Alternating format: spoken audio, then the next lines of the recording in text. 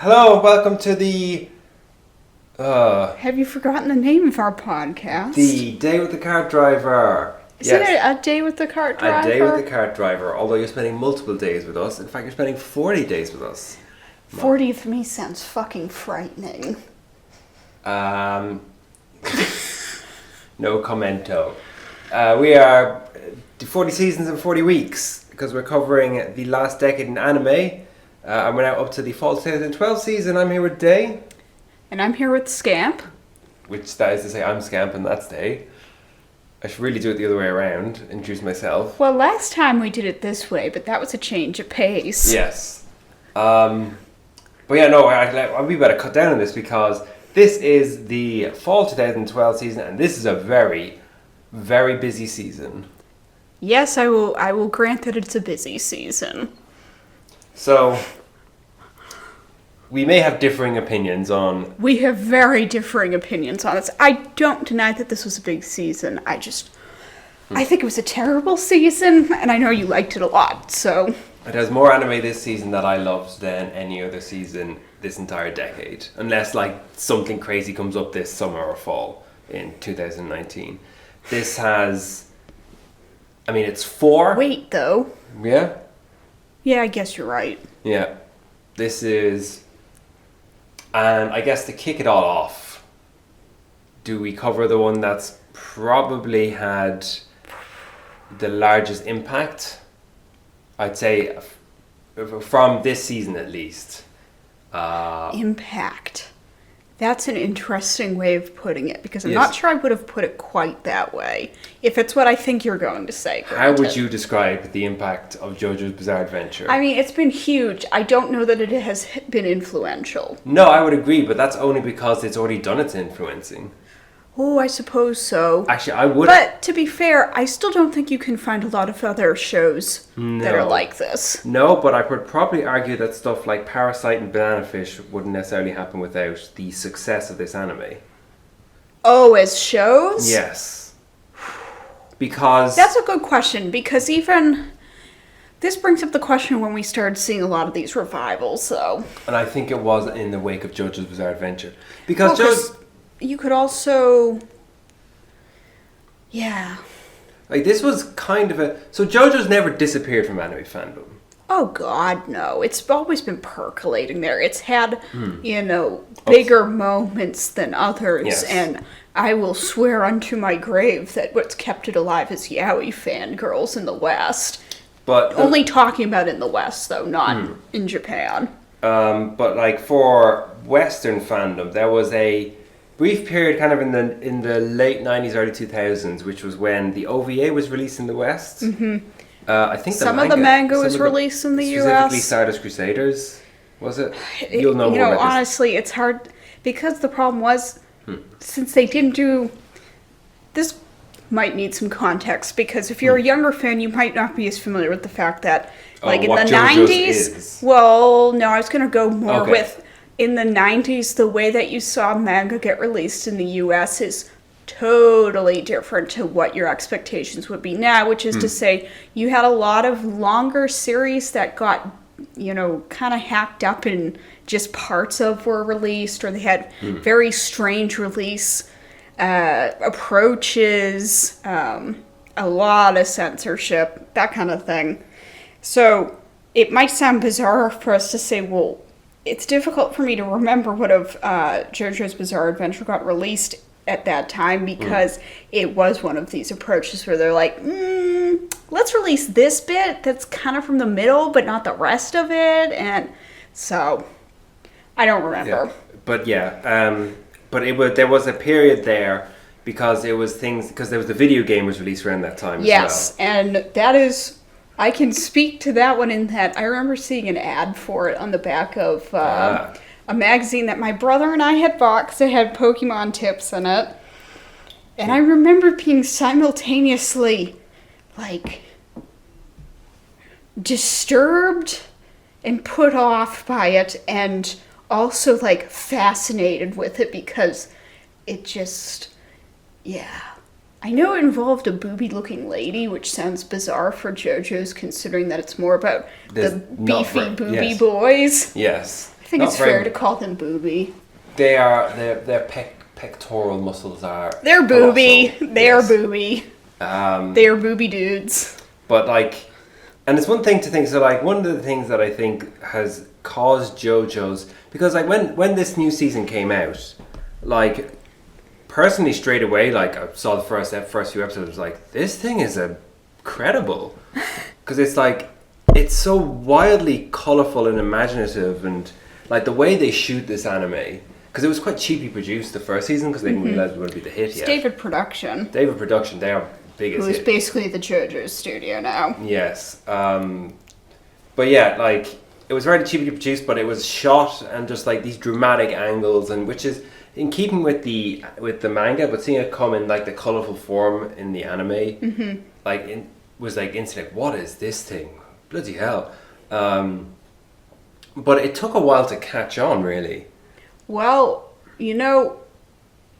bad approaches to releasing this franchise in the West did not end in the 90s, because the initial seasons of this were licensed by Warner Brothers.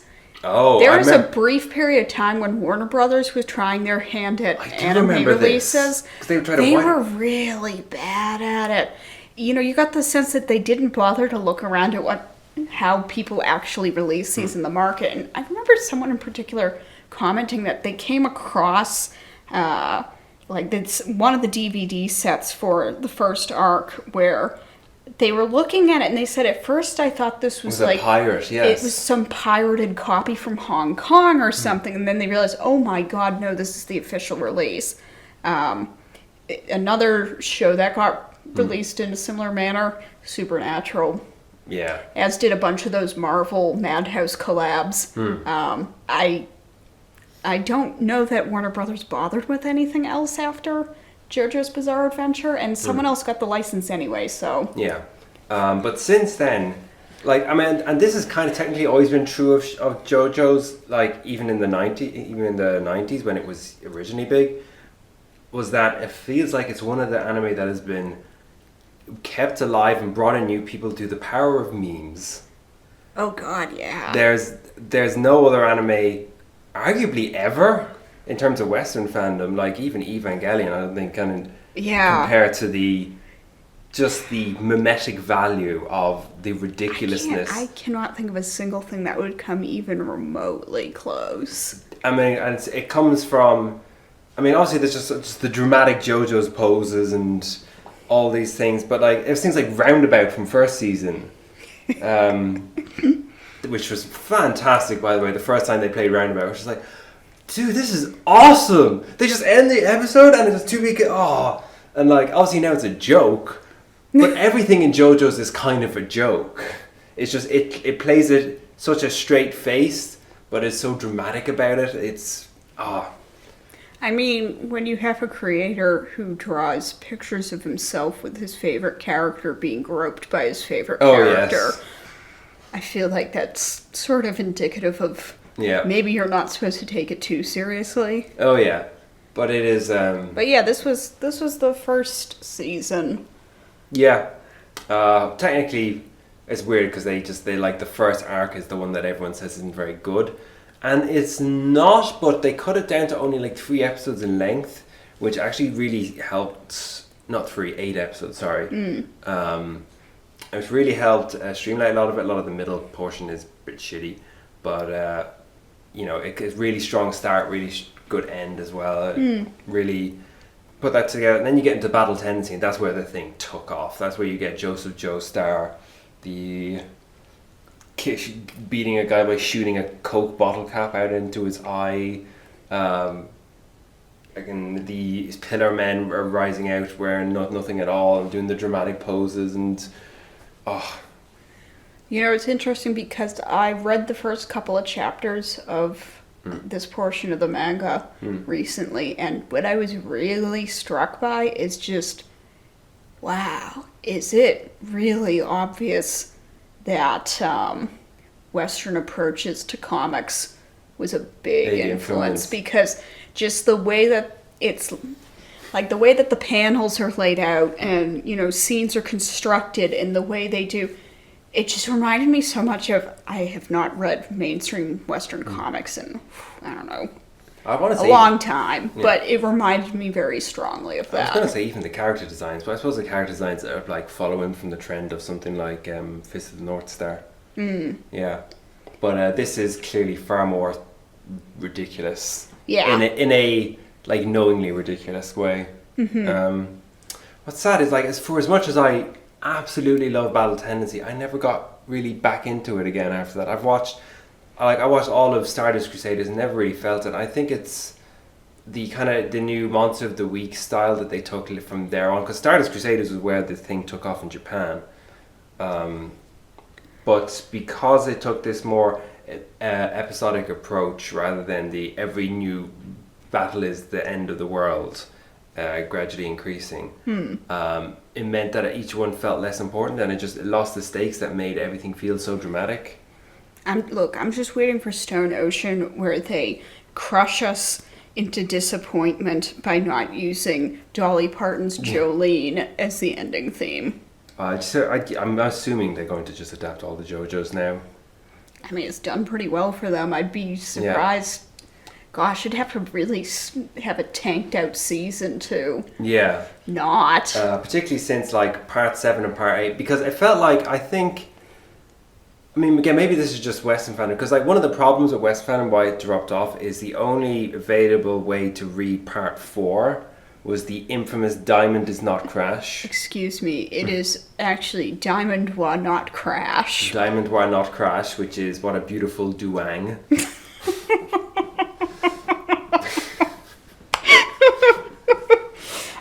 That's another. Yes. That's another thing that I think is indicative of how JoJo's is such a big meme thing. Yes. Because the fact that stuff from a really shoddy fan translation ends up becoming a meme, it's pretty ridiculous. It's like one of the first internet memes I came across when I was the first we went on the internet was like the Dio Ree dropping a wow, spoilers.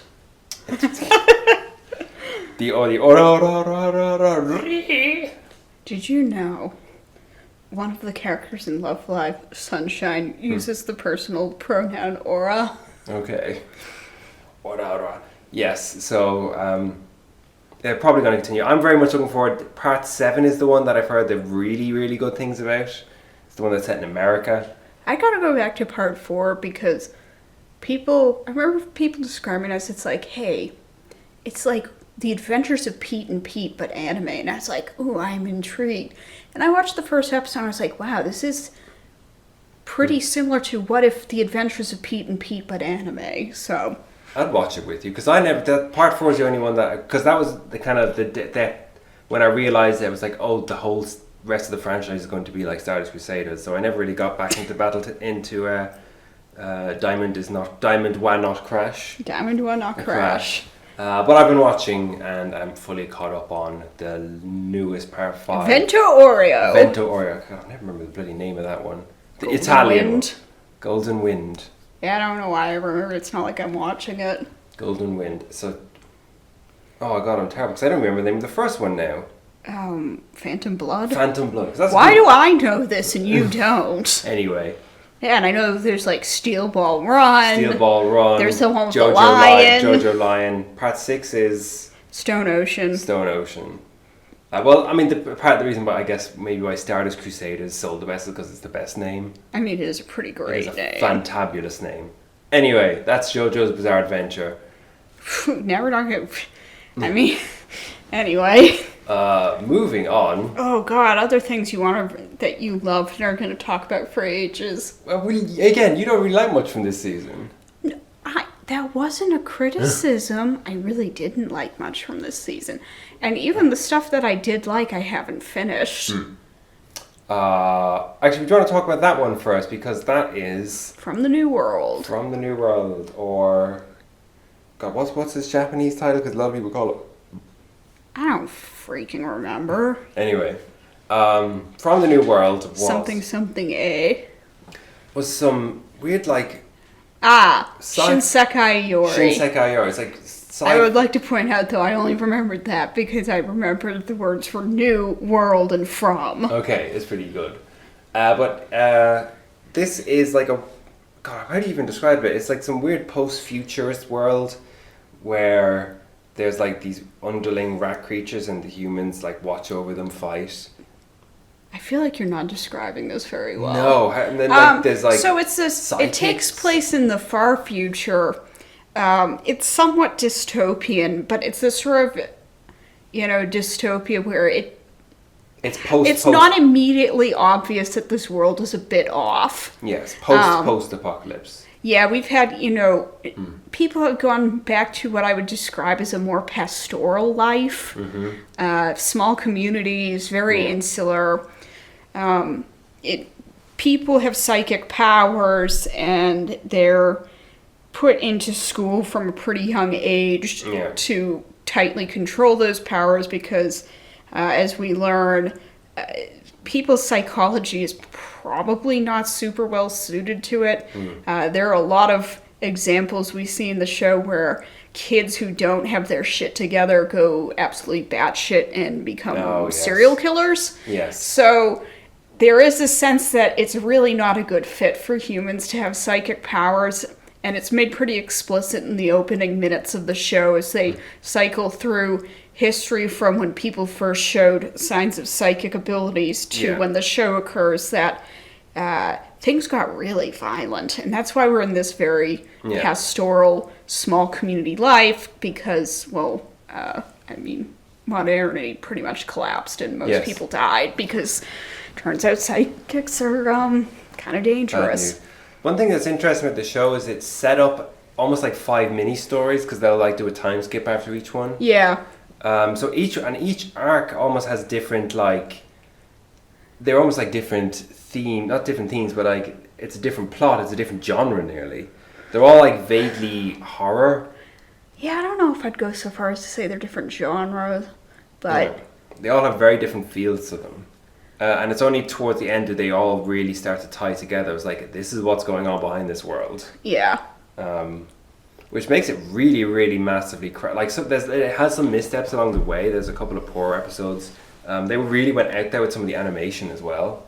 Yeah, some people were turned off by... There were some very obvious differences in animation styles from... Episode to episode. Arc to arc. Arc as well, yeah. I don't think any of them are bad, but some... I mean, I know some people are not comfortable with jumping around visually like that. Yes, but it's towards the end where they really start to like tie them all together and like reveal the truth about the world, about the characters, about the one true hero, Squealer. Oh my goodness. Squealer, don't give it away. Squealer, remember the name.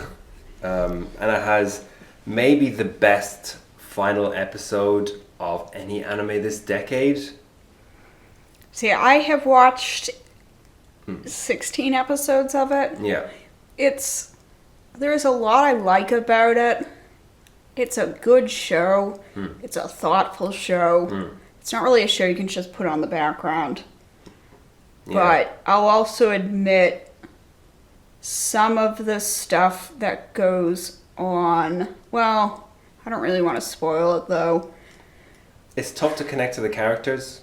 That wasn't really my issue. I felt like some of the stuff that went on with the rats in it, I felt like there was a lack of examination of the fact that there's a gender dimension there that doesn't get much scrutiny from the show or from fans, and which I found kind of off-putting. For the rats? Yeah. But I don't want to spoil it. Yeah. But I do... You notice there is a very concerted effort on the part of the rats to control the women in their midst. Most obviously with regards to their ruler. Yeah. And I found that discomforting, and I don't feel like the show really gave it much thought from that angle. Okay. What? No, nothing. What? Nothing. Do you not agree? legitimately didn't really think about the scene at all. Yeah, see, I kind of figured. I get the sense that pretty much no one who watched it really has. Yeah. And that's part of what I find uncomfortable about it, because I don't think a lot of people who watched it even noticed. And considering it's a show that is thought-provoking, I find it kind of weird that no one did really notice that. Anyway, but we're kind of talking around things that people haven't maybe watched.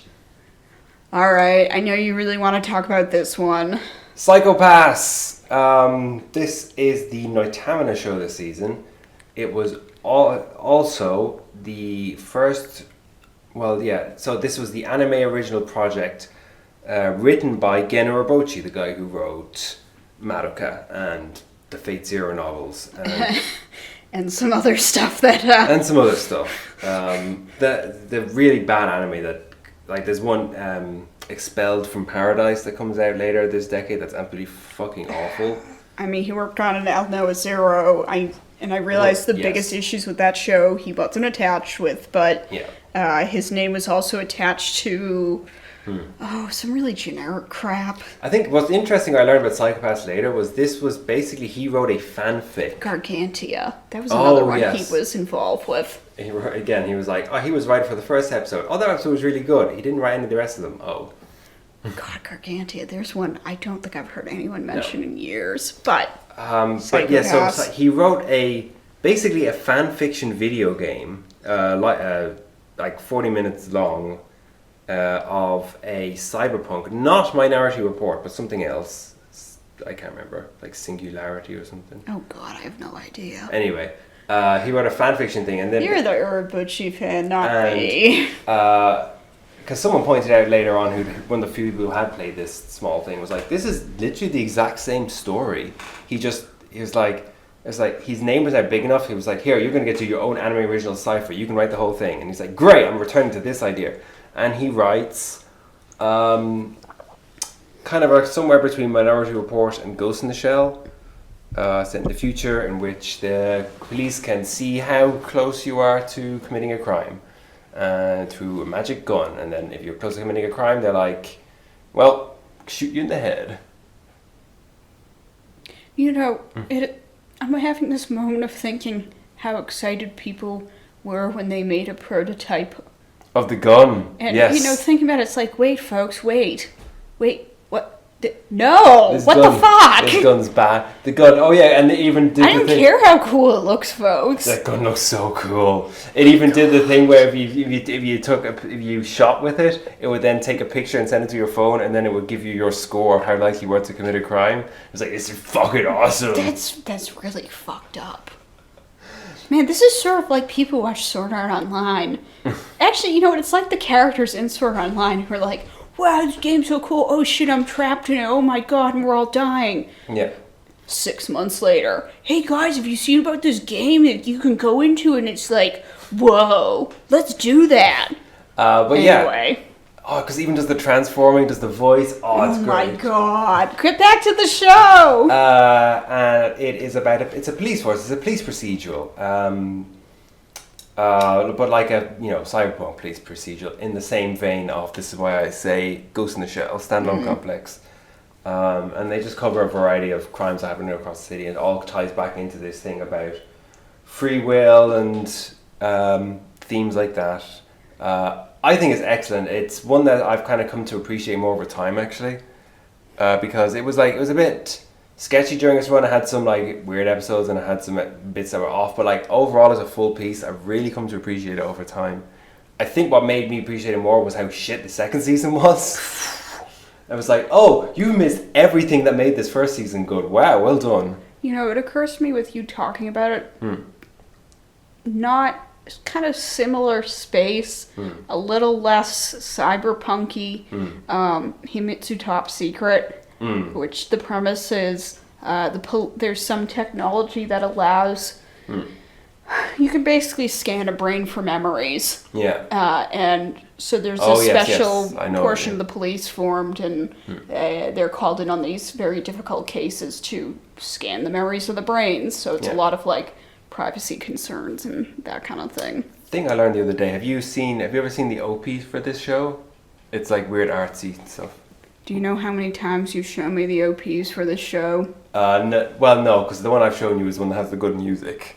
That's the Casa Fi. Anyway, but the one for the second one is the first OP. You've definitely shown me the OPs for this show. The first one is directed by Sayo Yamamoto. And it's definitely in her style.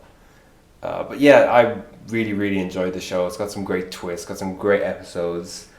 Did they just put out more from this franchise recently? Yes. So there was so Butch Gen didn't write the second season, but then he wrote the movie, and the movie was good. And I was like, oh, okay, he was actually really important to this show.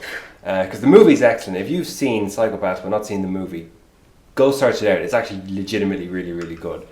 But he's not writing these weird new movies things, and I haven't really heard much about them yet. Haven't some of them been released? Yeah, some of them have been released. They're in the process of releasing them in 2019, so we'll find out soon enough. Time shall tell. But yeah, so that's Psychopaths. There were so many big shows this season. There are also some pretty big movies. Yeah. Do you want to jump into the movies then? You know, folks, do you want to feel old? Mm-hmm. Do you want to feel old? Fall 2012 was when EVA 3.0 came out. Yes. Was it 3.33? You cannot advance except the nots in parentheses. Yes. You know. You cannot advance. I haven't seen this. I know that people seemed really divided about it, though. That's putting it lightly. People either loved it or they really hated it.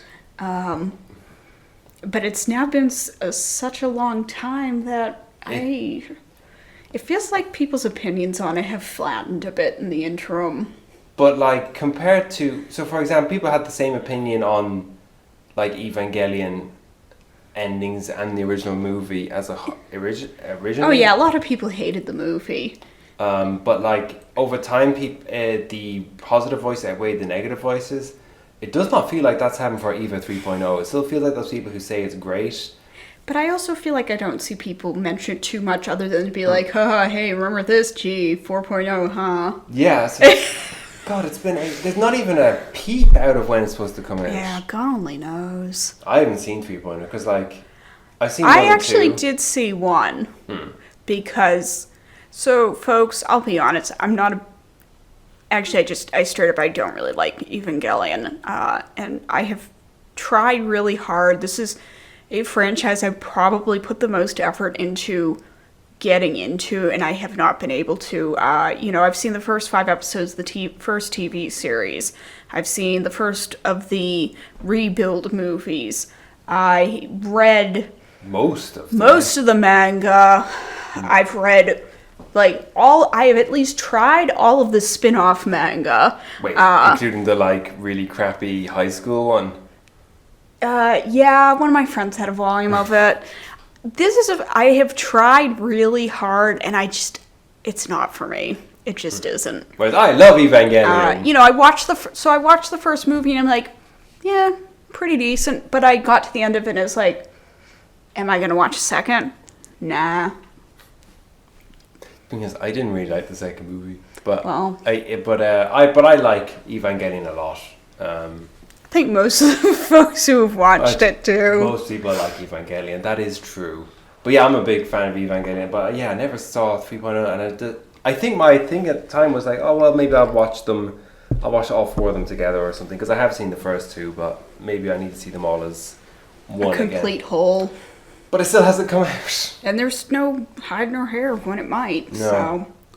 Some other movies, there was... other things that I think were a bit divisive. The first 2 of the Madoka Magica films came out. Yeah, that was just more... There was the recast, but then there was... The third one comes out soon after this. Yeah. So we won't get to that. Yeah. But one movie that is definitely worth mentioning, even though neither of us give a shit... is the One Piece film Z, which I think marks the point that One Piece, saying blew up is wrong because One Piece was always huge, but this was the point in which One Piece hit a sort of fever pitch. Like the manga was at its absolute best according to people who read it. I think it hit the midway point was a big thing. They crossed the Grand Stream or some shit like that. I don't think the female characters' designs had gone completely to shit yet. Yeah, but yes, and this movie, which was written by the author himself, and then incorporated back into the manga, it was considered like at this point the high point for One Piece as a whole. 500 episodes in or whatever it was.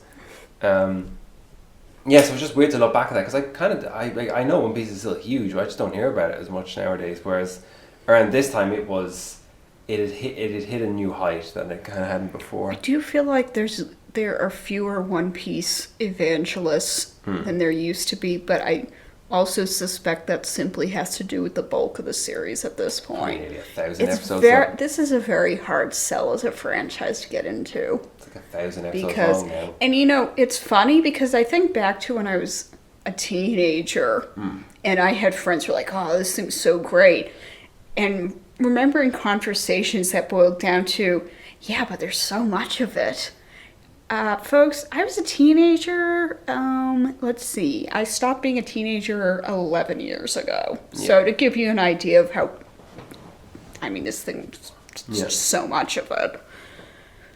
Yeah, but that was the movies this season. But God, we're still not even done with the massive TV series. Massive is maybe the wrong word, but, well, actually, I would argue we still today... You still see Girls on Panzer merchandise in Japan. Okay. I'll also point out... Yeah. So, no shit, there I was. I was at work. Yeah. And... Oh, God. One of my colleagues who... A 50-something... He's in his 50s. He's a blacksmith. By trade. Mm-hmm. And someone mentioned, like, oh, comics I'm reading. And he said... He's talking about someone, he says, oh, Girls and Panzer. And I was like, wait, what? And I went right up to him and I stood next to him. I was like, did you just say Girls and Panzer? Did you mean Girls and Panzer? He was watching it on Netflix. Totally not the person I would have ever imagined watching this show. And this was within the last year.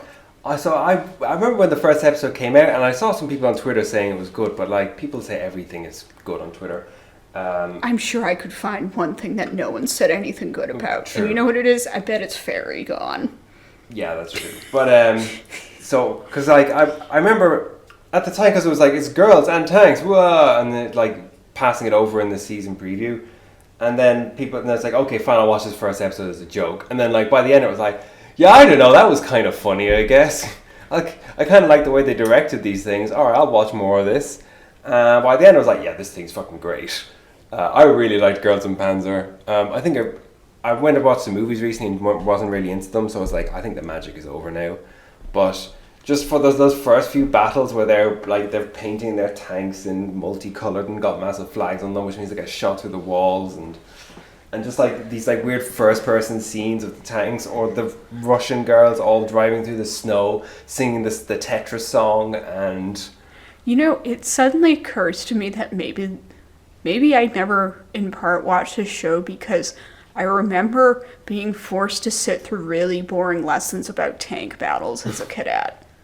So I never want to hear about tanks. Yeah. After good God. Or the British tanks, and they're all sitting in their tanks drinking tea and going like, oh, yes, form the new formation. And so but if they're not wearing khaki, what's even the point? I think they are. Are they? Yeah. You know why khaki allegedly was invented? Why? Because the British military, they wanted to be able to drink their tea and it wouldn't stain their uniforms.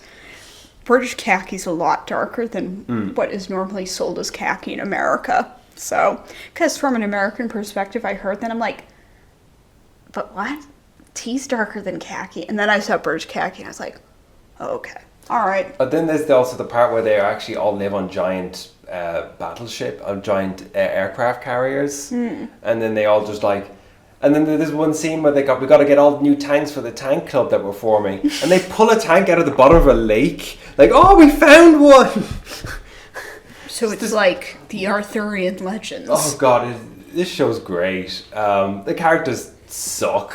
because they're just Moe archetypes, but then they're driving tanks, and the directing is brilliant, and then there's these scenes of just like drifting tanks spinning around each other, and Girls and Pants is pretty great.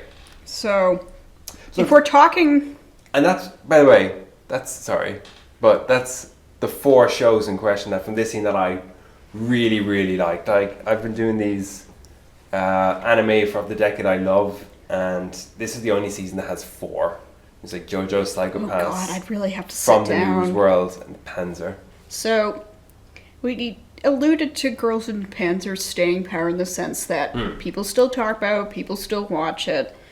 Now I'm going to bring up something else that has had a lot more staying power than I could have predicted, and quite frankly, I wish they would just kill it because, my god, it... Kay. God, yes. Do you remember that? So, Kay... Do you remember that first trailer? Oh, filters. Yes. So, Kay. I loved the first season of Kay. It is my kind of garbage. I love garbage shows. I really do. But I love a particular type of garbage show. And, I will argue that the show on the whole is garbage, but I will also defend the central character trio and their relationships among each other as legit, as, decent and everything. Wait, including the cat girl? Yes. Oh, okay. You didn't watch it. I did. I watched most of it. Did you? Yeah. What do you count as most? 6 or 7 episodes? That's not most of it. There were 13. Ah. 9. I would count. I watched the bit where the Nazis showed up. Okay, see, now we're gonna... So, this is a show that... and this is part of why they should have just... After that, it was like, you know what? We're done with this. Because you end up finding out that... You know what? That was spoiler, though. Well, whatever. Everybody's spoiled. You end up finding out that one of the main characters who has amnesia for most of the show is actually... I kept calling him a Sky Nazi because you have this backstory, and it turns out that, he was a Nazi scientist, or, okay, if we're being charitable, he's a German scientist during the Nazi era, as was his sister, and his sister died in the war. And somehow he then ended up in, what do you call them? Coma. Well, yes, in a coma, but that wasn't what I was trying to think of. He ends up in a coma, and he ends up in a blimp, but I was trying to think of the German word for blimp. Zeppelin. Yes, he ends up in, this souped-up Zeppelin in the sky that's just up there for, 80 years. They don't explain it that well. In a coma. And then he, falls out of it because there's these 7 kings, and they have different colors. It's not a good show, folks. And, one of them throws him out of the blimp or something, and he ends up amnesiac, and... And there's magical skateboards. Oh my god. It's also a show that you watch and you can just hear, hey man, not for kids, so cool. And it's the guy skateboarding. In my head, I just hear lo-fi hip-hop beats in the background the whole time. I actually kind of secretly love all of its stupid filters and shit. Oh yeah, I love the filters. It's a look. Gohan's definitely has its own artistic vision in the sense of visuals. Yeah. I think Kay is... The best Kay, I can look at him I don't think it looks bad. Some of their later stuff, I'm I can appreciate that you do... There's a particular thing you're trying to go for here, but personally it makes me physically ill. Yeah. So, Kay, I really enjoyed Kay. It was terrible. It was my kind of terrible. Filters up the wazoo. God, I wish they hadn't made any more after this, because it just gets... Every additional iteration is worse than the one that came before. Oh, well. The second season, oh my god, it's terrible. But they just put out... they're putting out 7 movies for it. Yeah. There's been all these spin-off manga. There's been stage plays. This franchise is actually massive in Japan. It has not The first season got a lot of viewers in the West, but I don't think anything subsequent to that has attracted much attention. But yeah, they continue to crap out content, for better or worse, and I would definitely say for worse. Something I thought that would actually be really big, and still was big, but not quite as big as it probably could have been, was Magi? Magi? What's it? Labyrinth of Magic, I think is the... Was this the one that was from, It's not from a specific author. I think he was a newbie, but it's... I must be thinking of something else then. But it's a shonen action series, basically. Best thought of in the... And it's got that good thing that, like, the best shonen, the best of those, like, Shonen Jump titles do, which is a really imaginative world. It's very colourful, lots of great characters kind of thing. But it never caught on. Because I kind of liked what I watched, but I never kept up with it. It never caught on, though. And I'm not quite sure why, but I think a lot of that was the anime was... It seemed like it was having production issues. I haven't seen it at all. Yeah. It seemed like it was still pretty popular, but I had a feeling this, like, if they did a good job with this adaptation, I think it could have been a lot bigger than it was. But yeah, that was Magi. Another thing that was actually quite big was, do you remember Blast of Tempest? Zetsuin no Tempest. Yes. I don't know if this was big. It was what they had a dedicated following. I think it did decently. It wasn't a mega hit. I think it did pretty respectably. All I remember was, like, there's a lot of people who watched it and they seemed like they watched it through gritted teeth for the start.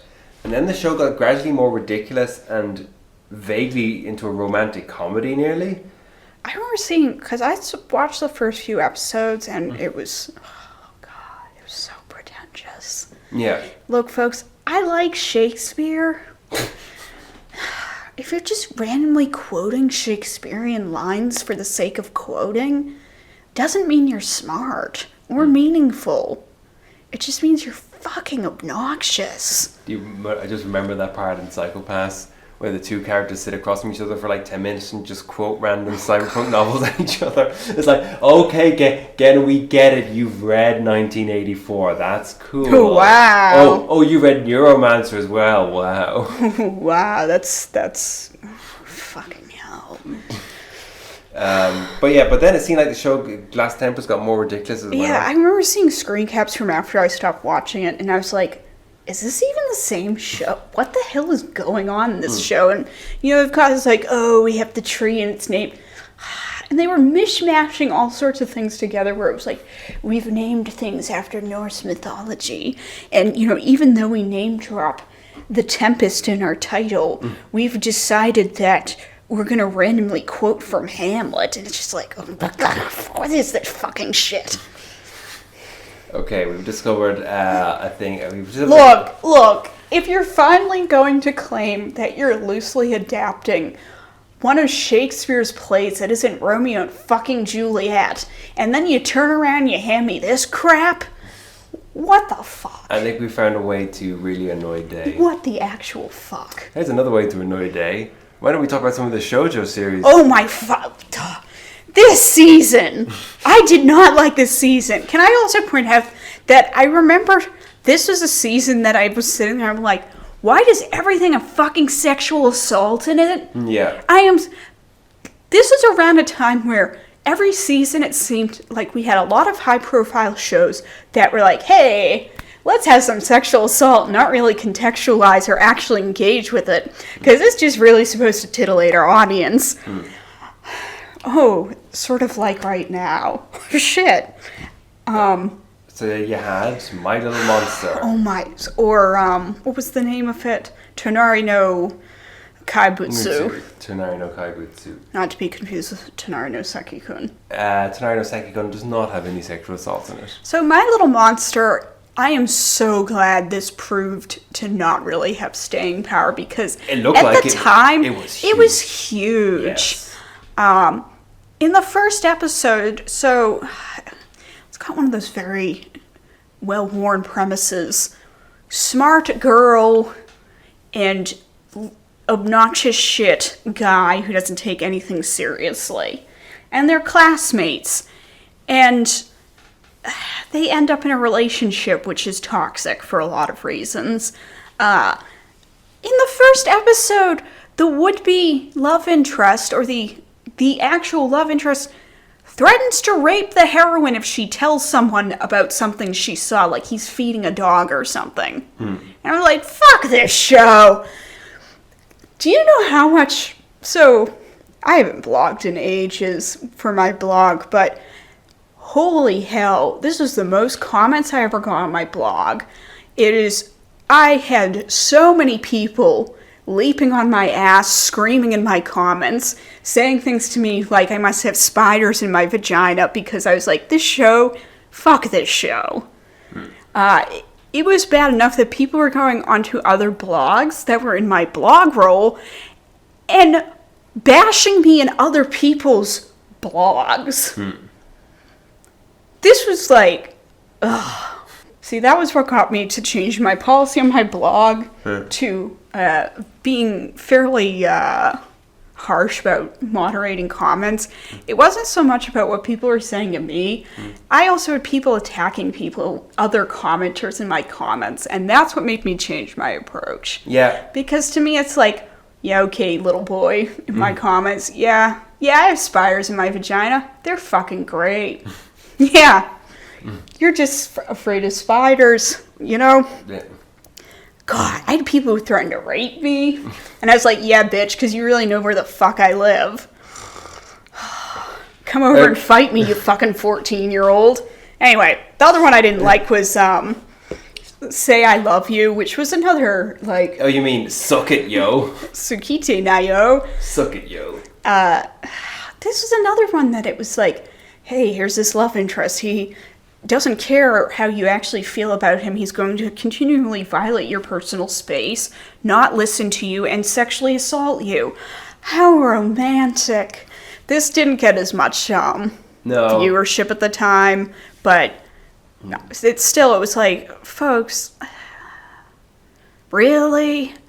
Then there was Kami-sama Kiss, which is the one you actually like. It's okay. Okay. It was I was a bit disappointed because of the 3 of these shoujo romances, which, oh my god, can you even imagine getting 3 shoujo romances in a single season now? We definitely get like 1 per season, I think. Okay, I just said, can you imagine getting 3 per season? Yeah, that is. I mean, this is unusual even at the time. Yeah, but at this point it would be unheard of. Because in general, if you look at patterns over the past decade, most of the time when you're looking at shoujo adaptations now, particularly for this kind of shoujo, it gets a live action. It doesn't get an anime. That's true. But yeah, Kami-sama Kiss, it pained me that it was the one that got kind of a low budget treatment compared to certainly My Little Monster. Yeah, which actually looked quite good. So that was kind of too bad. It's just I was reading the manga, so I didn't watch a lot of the TV series because I'd read too much of it recently for me to feel like that was worthwhile. It's fine. It seemed like a decent adaptation. I really liked the OP. It's certainly the best of the shoujo romances from this season, but that's also not saying much. That's the thing I actually didn't realize, because when we were going back over Mal, I realized that because this probably was the least, as you said, it was the lowest budget it was the worst animated of the 3. But like at the time, it definitely seemed like the smallest of them. But it's ended up being the one that's been the most remembered. It's got the highest rating on Mal. It's like, part of what I'm sure has helped that is the manga only wrapped up, I don't know, a couple years ago. Yeah, I know the manga was pretty high profile. And that was very popular. Yeah. The manga also was being published in the West prior to the TV series coming out, whereas My Little Monster and Say I Love You, the manga both didn't start getting serialized in the West until after the shows aired. So... yeah. Gosh, there is an awful lot this season. God, we haven't even talked about like Chunibyo. What's it? Chunibyo Demo Koi wa this is the Kyoani one, the one with the girl with the eye patch who's all like Chutukoi. Chutukoi, the one who's all like, I'm the Dark Lord Savior of the thing. And the lead is like, now that I'm in high school, no one will know about my dirty, dirty Chuny past.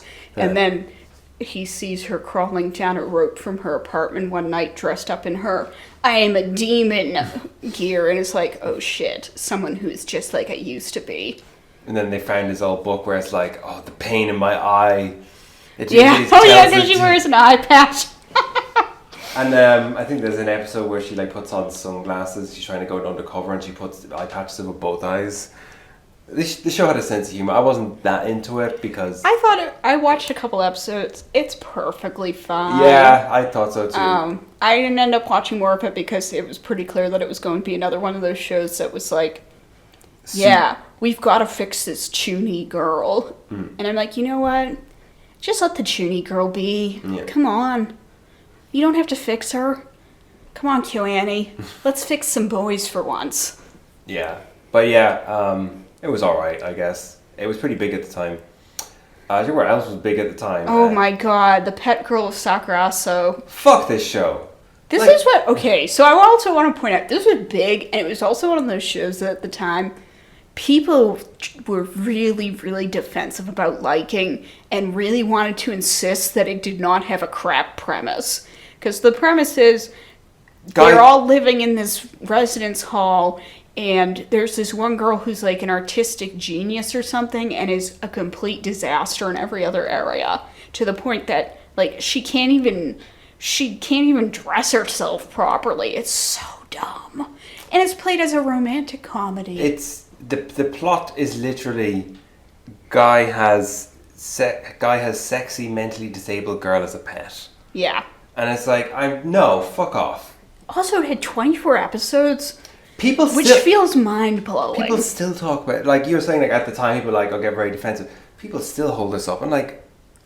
Yeah, but a lot less. I don't get this angry about shows nowadays, or this like, fuck off about shows this season, about shows like this anymore. But like, Pet Girl is one of the few that I'm like, no.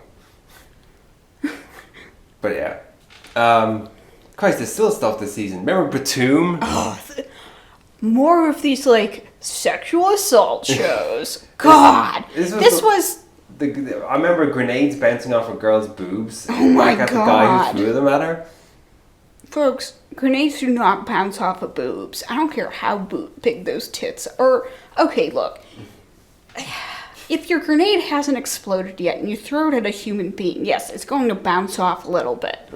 It's not going to rebound and like boing and go flying out of a lethal range.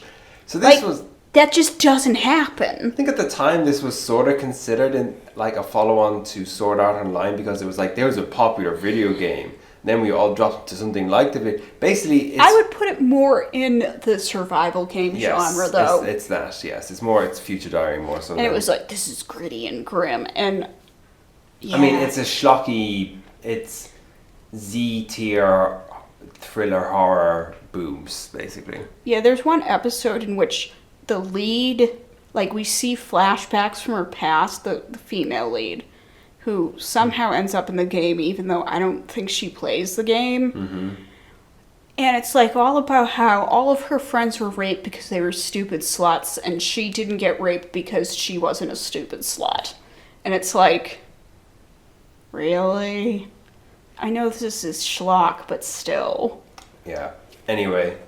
It was actually pretty big at the time, too. Yeah, I think the manga was quite a big seller. But yeah. Oh god, there was so much garbage this season. Like, as long as there's love between us, it doesn't matter that we're siblings. Yeah. I think this was... I don't remember the abbreviation for this, and I don't think anyone really cares. Oni-ai? Yeah, Oni-ai. Yes. The sister was cute. She was also a complete fucking weirdo. This is where we really started to see the boom of REMO was really big. Let's adapt all the little sisters. You know, I feel like... Does have emotion in the title.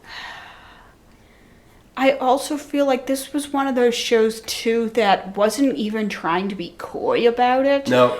Didn't have any sort of, like, you know, justification to it other than... Didn't do the, like, well, but we're not blood related or something like that. It was like, no. In the first episode, the little sister's like, "Oh, Nissan!" and throws herself and is like trying to get into his pants. You know what's even more disturbing about this though? Actually, yeah. The thing that troubled me about this show, the Emoto was voiced by a 13-year-old. Was that this show? Yes. Oh. And that's really weird. I Yes. really don't think that was appropriate. And that was one of the things that was, they flogged as a selling point in the marketing was like, it's voiced by a real Emoto. And it's like, what the fuck? No. What? What? Yeah. What? It's like softcore porn. Anyway. So one thing this season that did come out that if you would ask people 5 years prior, would this show be huge? The answer would be, of course. And then absolutely wasn't, which was Little Busters. Yeah. The final, basically, key show, but not by KyoAni. We've had key shows subsequent to this. We've had multiple key shows subsequent to this. Such as? Planetarian, which got an OVA Oh, and a yeah. TV series. And what's that other one? Could Wafter. That's a spin-off of this. Yeah. No, the one that came out much more recently. Rewrite. Yes. Which came out much more recently. But one thing that we've noticed is that, I guess apparently without KyoAni behind them, like Little Busters didn't do anything. I'm not convinced it wasn't just KyoAni. I just simply think that fandom had moved on. Because remember, we had that, like the Da Capo 3 came out next season, maybe? Whenever that came out. And that did absolutely nothing. But Da Capo was never big, whereas Clannad... Are you kidding me? Da Capo was big enough that they made... In the West, I would Well, yes, but...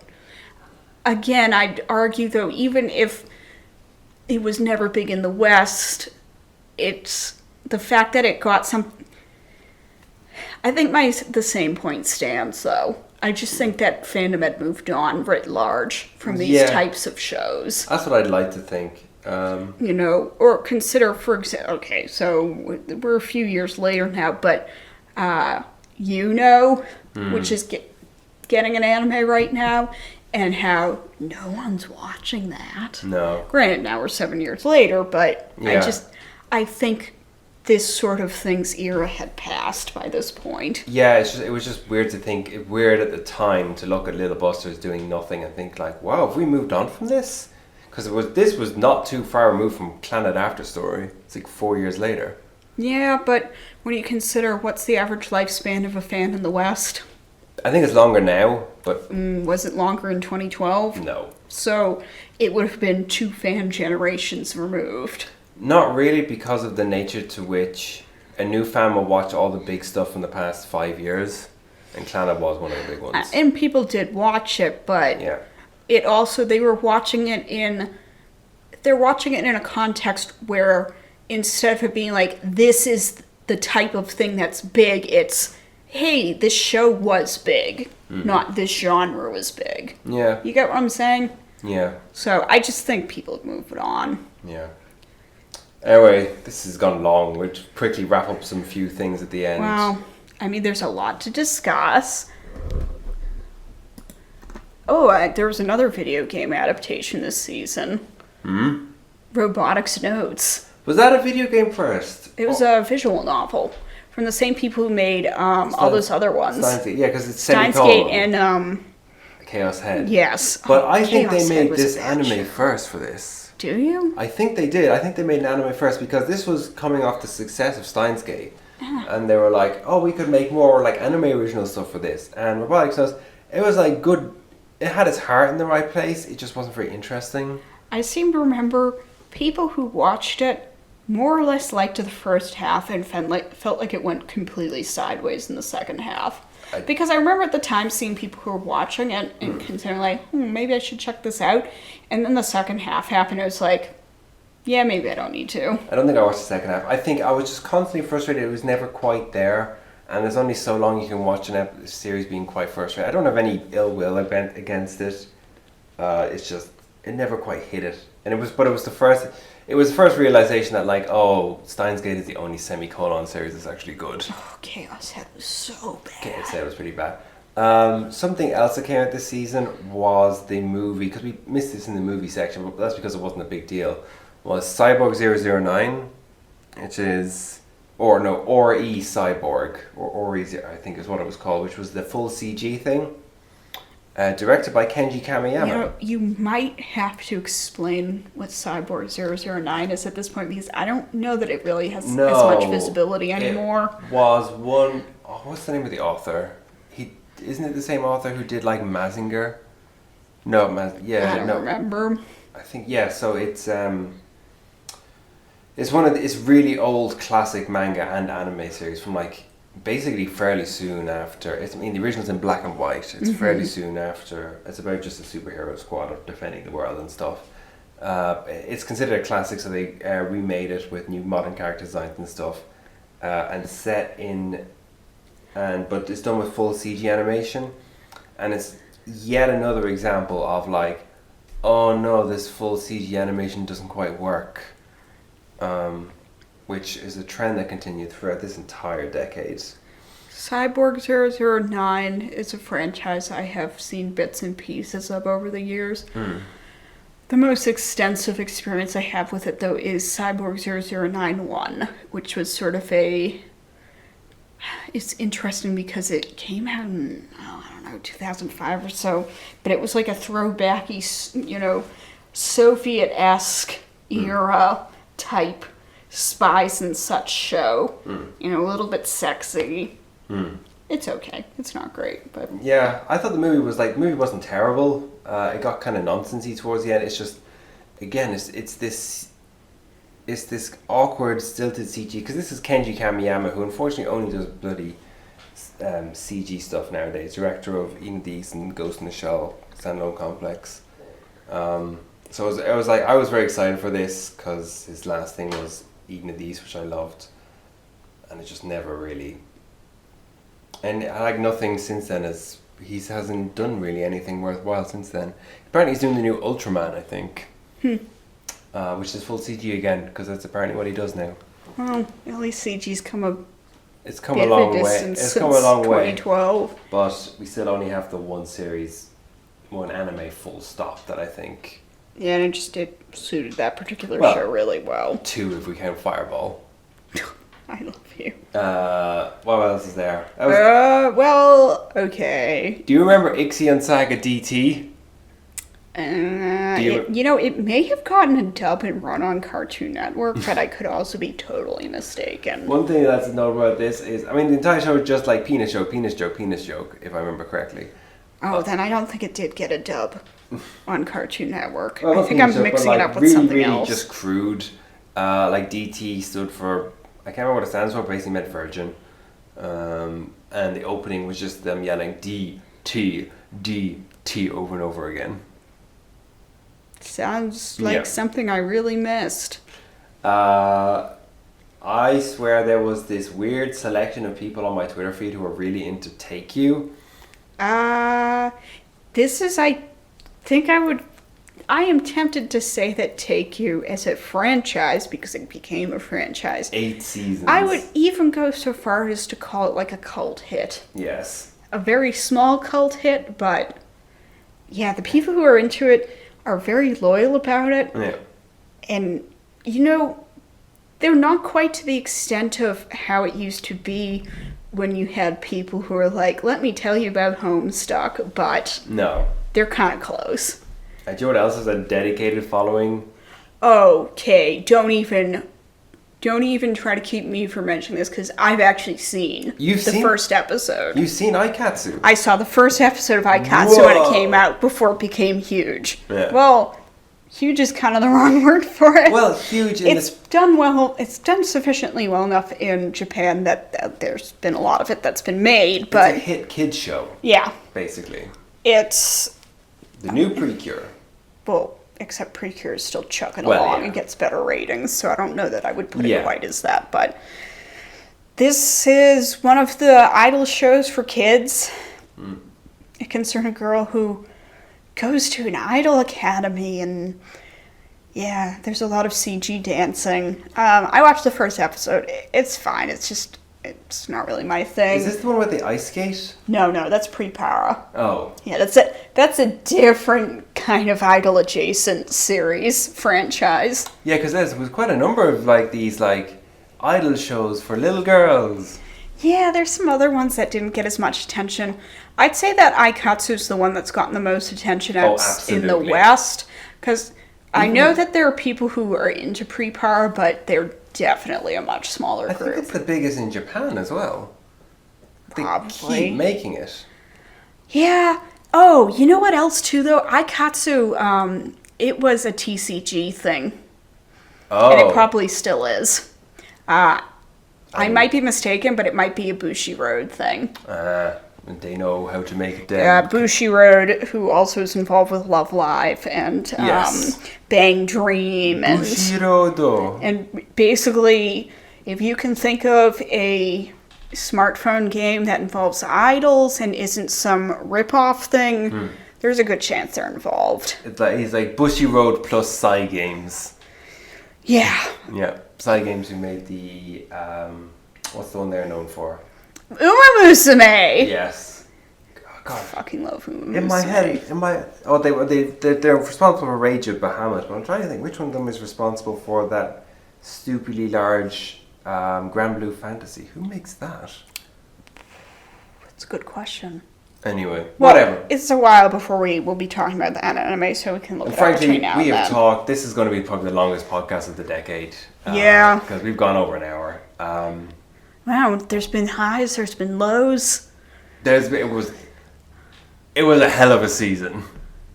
Yeah, that's one way of putting I it. don't think we'll have another season like this. Yeah. Because like God, I could have talked for more about a bunch of these, but yeah. I could have gone a lot more at length about the fact that so much of the shoujo that got anime made in the last decade involve. It's like the ones with the worst love interests who are the creepiest, most horrible things. Anyway. Apparently that's what was in. There were other manga that did well. There were. Yeah. Anyway, I think what you need to end with now is a to be continued meme. Oh, God. All right, folks. Re it up.